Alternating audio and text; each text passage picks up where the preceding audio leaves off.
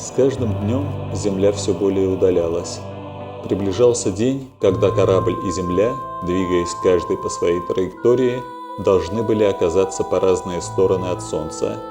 Но еще за пару недель до того, как скрыться за солнечным диском, Земля, маленькая голубая звездочка, уже казалась погруженной в солнечную корону и едва просматривалась сквозь сияющую плазму. В радиодиапазоне видимость тоже была неважной, и телевизионная картинка тонула в помехах, испускаемых короной. Но радиопередачи еще удавалось принимать. Новости с Земли приходили самые неутешительные.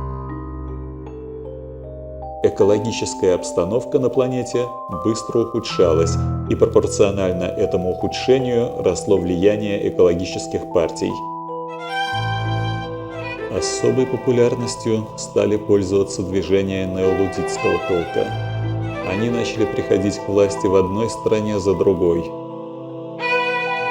Все предыдущие 10 лет уважаемые ученые-люди писали в газетах умные статьи о том, что этого никогда не случится, что неолуддиты не пройдут, что этого не допустят промышленники, благосостояние которых основано на техническом прогрессе.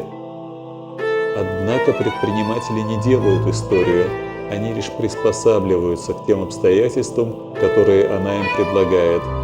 Поставленные перед выбором неолуддиты или афазиты, они предпочли первых в качестве меньшего из двух зол и начали перемещать свои капиталы в отрасли, не связанные с техникой.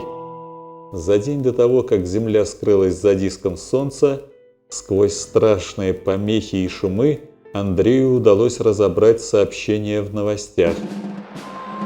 «Москвитяне, возрадуйтесь! Правительство старшего брата, навеки запятнавшее себя предательством зеленого дела, наконец пало! Психологическая комиссия признала старшего брата неподдающимся перевоспитанию и назначила ему курс амнезиновой терапии. Курс лечения уже начался. Сегодня же новое правительство, в состав которого вошли видные деятели неолуддитского движения, составило план уничтожения всей техники в Москве к концу текущего года. Да сгинут вовеки соблазны сатаны. Аминь.